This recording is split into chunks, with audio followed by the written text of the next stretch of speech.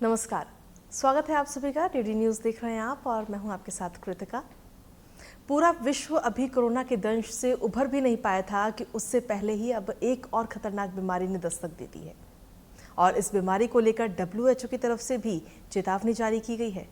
दरअसल इस बीमारी का नाम है मंकी पॉक्स, जिसे हम एम पॉक्स भी कहते हैं। विश्व में के कई सारे देशों से मंकी पॉक्स के मामले सामने आने के बाद में WHO की तरफ से इसको लेकर अलर्ट जारी किया गया है, आपातकाल घोषित किया गया, जिसके बाद में भारत में भी कहीं ना कहीं इस बीमारी को लेकर अब चिंताएं बढ़ गई हैं। ऐसे में हम सभी के दिल और दिमाग में कई सारे सवाल आते हैं मंकी पॉक्स को लेकर कि आखिर ये मंकी पॉक्स क्या बीमारी है, कैसे फैलती है, इसके लक्षण क्या है, इससे उपचार क्या है, कैसे इससे बचाव किया जा सकता है। हालांकि इन तमाम सवालों को लेकर के कई सारी भ्रांतियां और भ्रम भी सोशल मीडिया पर इन दिनों फैले हुए हैं। ऐसे में उन सभी भ्रमों को खत्म करने के लिए हमारे साथ में इस वक्त मौजूद हैं भारत सरकार के स्वास्थ्य सेवा महानिदेशक डॉक्टर अतुल गोयल जी। अतुल जी, बहुत बहुत स्वागत है आपका दूरदर्शन न्यूज़ पर। तो अतुल जी इस वक्त हमारे साथ जुड़े हैं जो कि इन तमाम जो भ्रम इस वक्त फैले हुए हैं उनको खत्म करने के लिए। अतुल जी, जिस तरीके से मंकी पॉक्स को लेकर हम लगातार बात कर रहे हैं, कई सारे मामले विश्व के कई सारे देशों से सामने आ चुके हैं, तो ऐसे में क्या वाकई ये इतना खतरनाक है जितना इसको बताया जा रहा है? क्योंकि WHO की तरफ से भी आपातकाल घोषित किया गया है इस बीमारी को लेकर। वैसे तो कोई भी नई बीमारी है उससे वो सीरियस मानी जाती है, क्योंकि क्या उसका इफ़ेक्ट पॉपुलेशन पे पड़ेगा हम जानते नहीं। लेकिन अगर मैं इस बीमारी को पिछले पेंडेमिक से कंपेयर करूं, कोविड उतनी ख़तरनाक नहीं है और ना ही उतने ज़्यादा केसेस होने का अंदेशा है। आपको याद होगा WHO ने इससे पहले भी इस बीमारी के लिए अलर्ट जारी किया था 2022 में। तो तब से और इसमें फ़र्क ये है कि दोनों वायरसेस अलग हैं। पिछला जो वायरस था वो उतना ख़तरनाक नहीं था, ना उतना फैलता था। ये वायरस कंपैरेटिवली इन्फेक्शियस भी ज़्यादा है और इससे कॉम्प्लिकेशंस भी ज़्यादा हैं, इसलिए शायद थोड़ा सा अलार्म पहले से अधिक है। WHO ने जब 2022 में इसको लेकर अलर्ट जारी किया गया था तब कितने मामले सामने आए और अब जब दोबारा से अलर्ट जारी किया गया है अभी तक कितने मामले सामने आए हैं? जब WHO ने पहले अलर्ट जारी किया था तो अफ्रीका के बाहर बहुत ज़्यादा मामले नहीं थे, लेकिन हर देश में मामले रिपोर्ट हुए थे, खासकर यूरोप में। और हिंदुस्तान में भी तब करीब 30 मामले टोटल रिपोर्ट हुए थे, जिसमें से 15 केरला में थे और 15 दिल्ली में थे। दिल्ली देश के और किसी हिस्से में कोई मामला नहीं था। लेकिन इन मामलों में जो 30 मामले थे उसमें से करीब 18-19 फॉरेन नेशनल्स थे, 12 तो जो बाहर से आए थे और 6 जो यहीं पर रहते थे, और उसमें एक डेथ रिपोर्ट हुई थी। लास्ट केस हमारे पास मार्च 2024 इसी साल में रिपोर्ट हुआ था। तो अब जब ये मामले अब लगातार बढ़ भी रहे हैं, विश्व के तमाम देशों से मामले सामने आ रहे हैं, भारत में भी अब चिंताएं बढ़ गई हैं, ऐसे में आपसे ये जानना चाहेंगे कि आखिर मंकी पॉक्स क्या है, कैसे फैलता है, इसके लक्षण क्या है, एक आम नागरिक को कैसे पता चले? वायरल फीवर है, वायरल बीमारी है, वायरस की वजह से होती है।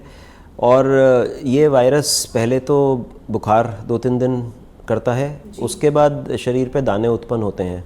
ये दाने कुछ हद तक चिकन पॉक्स की तरह से होते हैं, जिसको हम सभी जानते हैं। हाथों पे, चेहरे पे और जेनिटल एरियाज़ में ये दाने होते हैं। इनिशियली छोटे छोटे चकत्तों की तरफ से होते हैं, फिर उनमें पानी भर जाता है। पानी भरने के बाद वो फट भी जाते हैं, उनमें पस भी पड़ सकता है, उनके ऊपर परत जम जाती है, फिर ठीक होता है। लेकिन चिकन पॉक्स और इसमें एक फ़र्क है, चिकन पॉक्स में लिम्फ नोड्स नहीं एनलार्ज होते हैं, जबकि एम पॉक्स में लिम्फ नोड्स हमारे एनलार्ज होते हैं काफ़ी हद तक। और ये एक ऐसा लक्षण है जिससे आसानी से पता लग सकता है कि हम चिकन पॉक्स से डील कर रहे हैं या मंकी पॉक्स से डील कर रहे हैं। जिस तरीके से कोरोना के दौरान ये चीज़ें नज़र आई थी कि कोरोना के फैलने के कई सारे चांसेस ज़्यादा थे, हवा के ज़रिए भी कोरोना फैलने लगा था, तो क्या मंकी पॉक्स भी हवा के ज़रिए फैल सकता है? एक चीज़ बिल्कुल साफ बोलना चाहूँगा कि जिस तरह से कोरोना इन्फेक्टिव था उस तरह से मंकी पॉक्स इन्फेक्टिव नहीं है। सांस से फैलने के कुछ मामले बोले गए हैं, बट 100% वो सही है ये नहीं कह सकते। दूसरा, अगर सांस से फैलेगा भी तो बहुत क्लोज कांटेक्ट में फैलेगा। एसेंशियली मंकी पॉक्स बहुत ही क्लोज कांटेक्ट से फैलता है, या तो इन्फेक्टेड बेडिंग से, क्लोथिंग से, नहीं तो डायरेक्ट स्किन कांटेक्ट से। तो डायरेक्ट स्किन कांटेक्ट में एक तो सेक्सुअल ट्रांसमिशन नोन है, और दूसरा अगर किसी मरीज़ को आप हैंडल कर रहे हो बिना किसी प्रिकॉशन के, या उसके कपड़ों या उसके बेडिंग से कांटेक्ट में आओगे, तब फैलने का चांस है। सो उस तरह की इन्फेक्टिविटी नहीं है जैसे कि कोरोना की थी। हम इसका बचाव कैसे कर सकते हैं, क्योंकि जब हम लोग बाहर निकलते हैं, मार्केट में निकलते हैं, हमें नहीं पता कि सामने वाला व्यक्ति इन्फेक्टेड है या नहीं है, तो कैसे इससे हम बचाव करें? क्योंकि कोरोना के टाइम में तो हम मास्क लगाते थे इससे बचने के लिए, तो क्या मंकी पॉक्स से बचाव भी मौजूद है, हम उपाय कर सकते हैं? मुझे लगता है कि प्रोबेबली पब्लिक लाइफ में मास्क लगाने की आवश्यकता इसमें नहीं पड़ेगी, लेकिन हाँ अगर घर में किसी को है एम पॉक्स या जो हेल्थ वर्कर्स देख रहे हैं हॉस्पिटल में इन पेशेंट्स को, वो शायद मास्क लगाएंगे तो उससे फ़ायदा होगा, और उनको तो पीपीई किट भी पहननी पड़ेगी, खासकर अस्पताल में जो कर्मचारी हैं जो ऐसे मरीज़ों की देखभाल कर रहे हैं। और बचने का सबसे अच्छा उपाय यही है कि अगर किसी को इसके लक्षण महसूस होते हैं, वो डेजिग्नेटेड हॉस्पिटल्स जो सरकार ने चिन्हित किए हैं उनमें जाए, वहाँ पे डायग्नोसिस कंफर्म होगा। अगर डायग्नोसिस होगा कंफर्म तो उसको आइसोलेट किया जाएगा वहीं पर पेशेंट को करीब 21-22 दिन तक, जब तक लक्षण बीमारी के रहेंगे, और उस तरह से बचाव संभव है। हम देख रहे हैं जिससे कि कई देशों से मामले सामने आए, अफ्रीका से भी कई सारे मामले सामने आए हैं, और जैसा आपने बताया कि 2022 में और अभी हाल ही में मार्च में भारत में भी एक मामला सामने आया था। तो अब अगर इसके वायरस के ज़रिए मामले अगर बढ़ते हैं तो हमारे देश की तरफ से क्या कुछ तैयारी, क्योंकि अभी हाल ही में पाकिस्तान से भी ये मामला सामने आया मंकी पॉक्स का? ये तो आप सही कह रहे हो, लेकिन एसेंशियली अभी के इमरजेंसी में अधिकतर मामले अफ्रीका से ही हैं। मतलब करीब 1 जनवरी से अब तक 16,000 के करीब मामले हैं।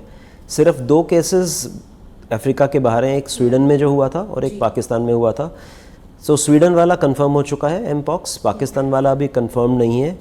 सो मामले अगर बढ़ेंगे तो देश उसको हैंडल करने के लिए तैयार है, और जो एक्सपीरियंस हमारा 2022 का था वो उसमें काम आएगा, क्योंकि सभी स्टेट्स में तैयारी उसकी पूरी है हैंडल करने की। हॉस्पिटल्स भी डेजिग्नेटेड हैं और उसमें नोडल ऑफिसर्स भी डेजिग्नेटेड हैं। पिछला बार का जो एसओपी था वो भी उनके पास अवेलेबल है। हालांकि एक एसओपी अपडेट करके एनसीडीसी रिलीज़ करेगा, आज या कल में वो रिलीज़ हो जाएगा, इट्स ऑलमोस्ट रेडी। तो अतुल जी, क्या ये मान के चले, क्योंकि जब कोरोना महामारी आई थी तो हम उसके लिए पहले से तैयार नहीं थे और ना ही किसी को अंदाज़ा था कि ये बीमारी इतनी घातक हो सकती है, तो क्या हम ये मान के चले कि मंकी पॉक्स को लेकर हमारा देश और स्वास्थ्य सेवाएं पूरी तरह से तैयार हैं? हाँ, अभी तक तो पूरी तरह से तैयार हैं, और ऐसा लगता भी नहीं कि जैसे कोरोना में केसेस बढ़े थे उस तरह से केसेस एम पॉक्स के बढ़ेंगे। तो तैयारी है पूरी, डायग्नोस्टिक्स की भी है, मैनेजमेंट में कुछ स्पेसिफिक है नहीं, सिम्टोमेटिक ट्रीटमेंट है। डायग्नोस्टिक्स के लिए आईसीएमआर की करीब 32 लेबोरेटरीज ऑलरेडी इनके लिए तैयार हैं, उनके पास टेस्ट किट्स भी अवेलेबल हैं। और सबसे बड़ी बात, जो पिछली बार जब आया था तब कुछ कंपनीज़ को भी इन किट्स को कमर्शलाइज करने को कहा गया था। सो उनकी किट्स भी ऑलमोस्ट रेडी हैं। अगर जल्दी हमें बढ़ाने पड़े, केसेस बढ़े और हमें अधिकतर किट्स की ज़रूरत पड़ी तो देश कर पाएगा इसको। जिस तरीके से सरकारी अस्पतालों की अगर हम बात करें तो वहाँ पर किस तरीके की तैयारियां हैं मंकी पॉक्स से निपटने के लिए? क्या कुछ बेड रिजर्व किए गए या आइसोलेशन वार्ड वहाँ पर अभी से तैयार किए गए हैं? 3 सेंट्रल गवर्नमेंट हॉस्पिटल्स और 3 दिल्ली के हॉस्पिटल्स जो दिल्ली गवर्नमेंट के हैं, उनमें आइसोलेशन वार्ड्स तैयार कर लिए गए हैं। उनमें वो रेडी हैं किसी भी पेशेंट को रिसीव करने के लिए अगर ज़रूरत पड़ेगी तो। अगर इस मंकी पॉक्स के मामले जो हैं वो लगातार सामने आते हैं भारत में, बाई चांस अगर बढ़ जाते हैं, हालांकि आप कह रहे हैं कि बढ़ने की उम्मीद कम है, लेकिन अगर बढ़ जाते हैं और हमारा देश स्वास्थ्य सेवाओं से तो चलिए काम करेगा ही, इलाज भी करेगा, लेकिन क्या लॉकडाउन जैसी स्थिति भी भारत में बन सकती है? मुझे ऐसा नहीं लगता।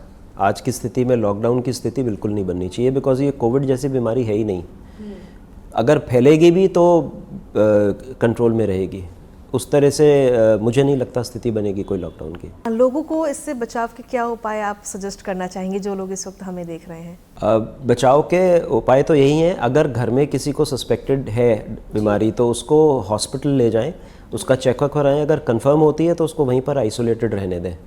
वही तरीका है प्रिकॉशन का। तो ऐसे में अतुल जी, मेरा सवाल अगला ये रहेगा कि जैसे हम अपने देश में तो तैयार हैं, हमारे देश की स्वास्थ्य सेवाएं बहुत बेहतर हैं, कोरोना से हमने कई सारी चीज़ें सीखी भी हैं, लेकिन अगर विदेश में जो जिस तरीके से मामले फैल रहे हैं और वहाँ से अगर कोई व्यक्ति आता है तो उससे किस तरीके से बचाव किया जा रहा है हमारे देश में? हमारे पास पॉइंट्स ऑफ एंट्री पे एयरपोर्ट हेल्थ ऑफिसेज हैं, पोर्ट्स पे पोर्ट हेल्थ ऑफिसेज हैं, और लैंड बॉर्डर क्रॉसिंग्स पे भी लैंड हेल्थ ऑफिसेज हैं, लैंड बॉर्डर हेल्थ ऑफिसेज हैं। सो उनको सबको अलर्ट कर दिया गया है कि अगर कोई ऐसा मामला सामने आता है तो उसको वहीं पर से सीधा डेजिग्नेटेड हॉस्पिटल्स में भेजा जाए, ताकि बीमारी फैले ना देश के अंदर। और हमारे एयरपोर्ट हेल्थ ऑफिसेज जहाँ पे ज़्यादा लाइकली हैं ये पेशेंट्स आना या ये केसेस आना, उनको पिछली बार का एक्सपीरियंस है, पिछली बार उन्होंने ऐसे केसेस डिटेक्ट किए थे और हॉस्पिटल्स भेजे थे। इस बार भी मुझे लगता है वो इस चीज़ को आराम से हैंडल कर पाएंगे, कोई प्रॉब्लम नहीं होने वाली। बल्कि इसमें एक और भी बात है, जैसे कोविड के टाइम हम लोग टेस्ट किया करते हैं एयरपोर्ट्स पे, इस बीमारी में टेस्ट एयरपोर्ट पे नहीं होगा, इस बीमारी में डेजिग्नेटेड हॉस्पिटल पे ही टेस्ट होगा। बिकॉज टेस्ट करने का तरीका जो है कि जो पानी निकलता है लीजन्स में से उसको निकाल के टेस्ट के लिए भेजा जाता है RT-PCR, तो वो एयरपोर्ट पे नहीं होगा, वो हॉस्पिटल में ही होगा। जिस तरीके से अगर कोई व्यक्ति तुरंत ही, क्योंकि कह रहे हैं कि 24 से 48 घंटे के अंदर इसके लक्षण नजर आते हैं इस वायरस के लगने के बाद में, तो क्या ये बात सच है? नहीं, बीमारी जब वायरस से कांटेक्ट होता है उससे 5 से 21 दिन के बाद इसके लक्षण आते हैं एक्चुअली, तो उसके बाद ही डेवलप होता है। 5 दिन के बाद भी हो सकता है और 20-21 दिन के बाद भी हो सकता है। तो अगर कोई व्यक्ति इस वायरस को लेकर के और हमारे देश में एंट्री कर रहा है, हालांकि 5 दिन हुए, उसमें लक्षण अभी नजर नहीं आ रहे, तो उससे हम किस तरीके से बचेंगे? सच पूछिए तो उससे बचने का तरीका नहीं है, क्योंकि कोविड के टाइम हम फीवर डिटेक्ट किया करते, इसमें फीवर वगैरह नहीं होगा। तो इसमें detection will be dependent on कि सेल्फ रिपोर्टिंग करनी है उस पेशेंट को। जब उसको लक्षण डेवलप हो तो वो डेजिग्नेटेड हॉस्पिटल में जाए और सेल्फ रिपोर्टिंग करे। और ऐसा पिछली बार जब इमरजेंसी डिक्लेयर हुई थी तो लोगों ने किया था। इवन जो नेशनल्स बाहर के आए थे, उन्होंने सिम्टम्स डेवलप होने पे हॉस्पिटल्स वो पहुंचे थे और डिटेक्ट किया गया, उनको आइसोलेट किया गया था। यानी कि खुद को ही जागरूक करना ज़रूरी है और तभी हम बचा सकते हैं इस बीमारी से।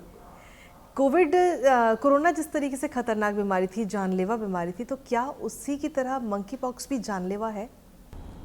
मंकी पॉक्स का जो ये वाला वायरल स्ट्रेन है, ये मैंने बोला कि इसमें डेथ्स ज़्यादा रिपोर्टेड है। अगर मैं हिस्टोरिकली देखूं तो करीब 3% पेशेंट्स में मोर्टेलिटी होती है।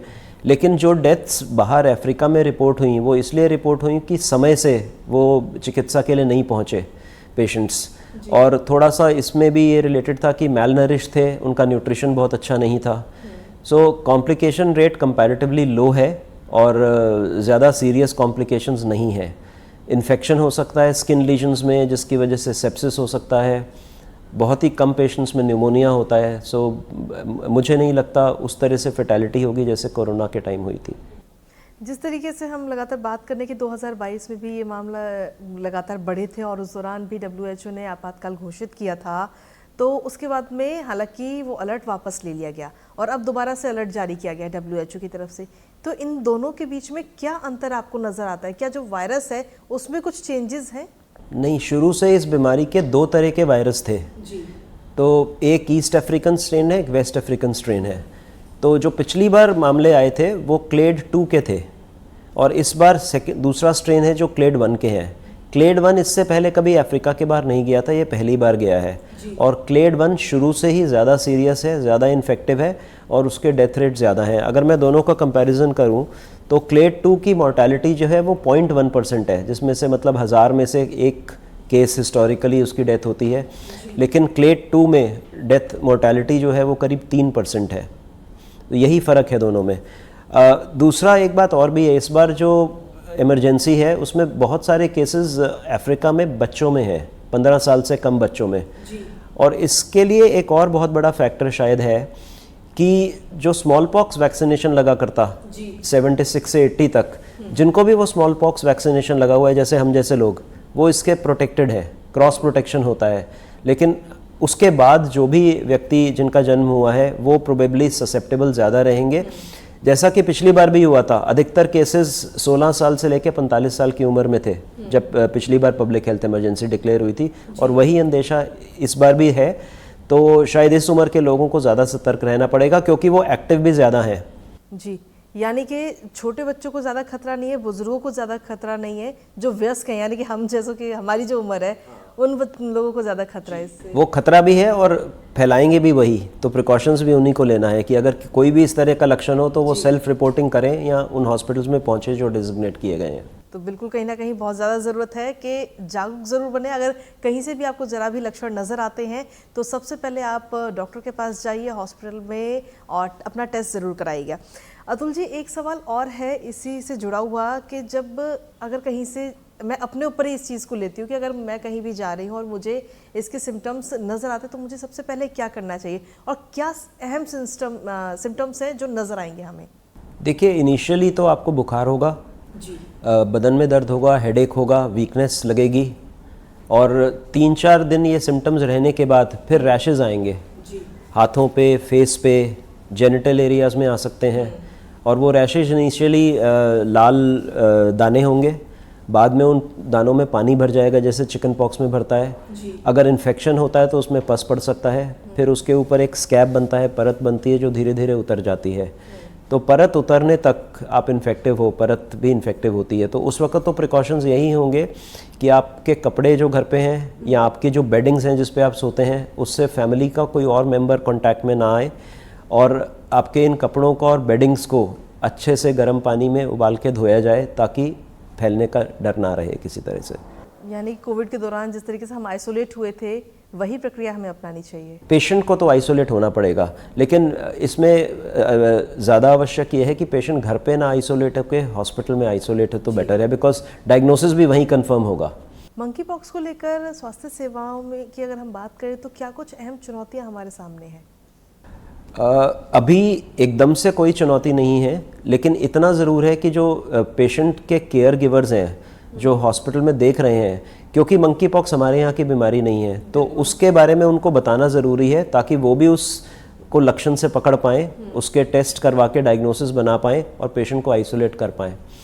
क्योंकि कोविड भी जब नई बीमारी आई थी लोगों को उसके बारे में मालूम नहीं था, जब बीमारी फैलती है तभी पता लगता है।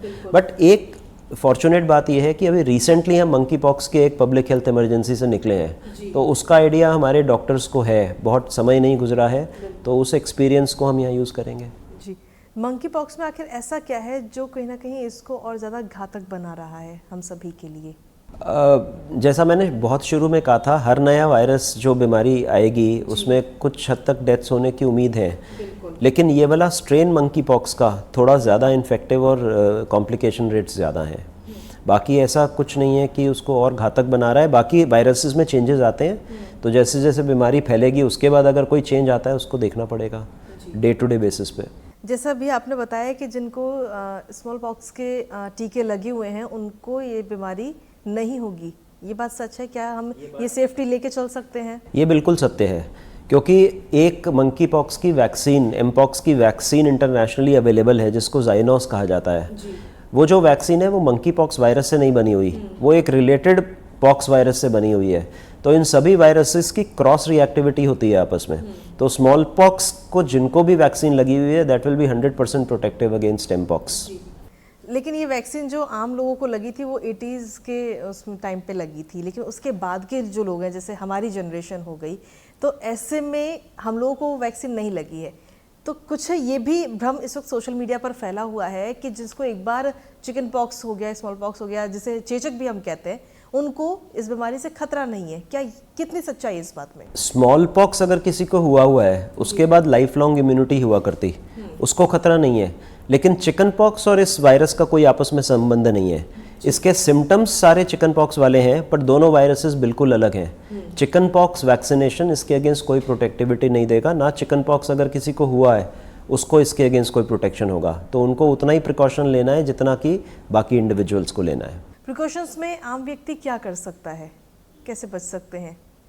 एक्सपोजर से दूर रहें, जैसा मैंने कहा था कि सेक्सुअल ट्रांसमिशन होता है, so you have to be careful having that exposure. And दूसरा, अगर किसी को घर में होता है तो उसको अस्पताल लेके जाएं और रिपोर्ट करें वहाँ पर। अगर कोई व्यक्ति अस्पताल, क्योंकि कई सारे हमारे घर में भी ऐसे लोग हैं जो अस्पताल जाना नहीं पसंद करते हैं, वो कहते हैं कि अस्पतालों से दूर ही रहें तो ज़्यादा अच्छा है, तो ऐसे में घर पे ही अगर कोई व्यक्ति देखभाल करना चाहे तो क्या उपाय उसे करने चाहिए, कैसे देखभाल की जा सकती है? वही प्रिकॉशन लेने पड़ेंगे जो कोविड के टाइम लिए गए थे। जो भी देखभाल करने वाला है उसको प्रॉपर पर्सनल प्रोटेक्शन यूज़ करना है, मास्क भी यूज़ करना है, और जब वो इन्फेक्टेड पेशेंट के क्लोथ्स को या बेडिंग्स को हैंडल करे तो ग्लव्स पहन के हैंडल करे, उनको अच्छे से उबलते हुए पानी में धोए, और ये प्रिकॉशन रखे कि कोई और पेशेंट के सिक्रीशंस, बॉडी के सिक्रीशन से या फिर उसके कपड़ों से टच में ना आए। इस बीमारी का पूरा समय हम कितना मान सकते हैं? 5 दिन, 10 दिन, कि कितने दिनों तक ये बीमारी आपको घेर सकती है? रिकवरी पीरियड 3 से 4 हफ्ते है, क्योंकि जब तक इन्फेक्टेड स्कैब्स बॉडी से उतर नहीं जाएंगे तब तक पेशेंट इन्फेक्टेड रहता है।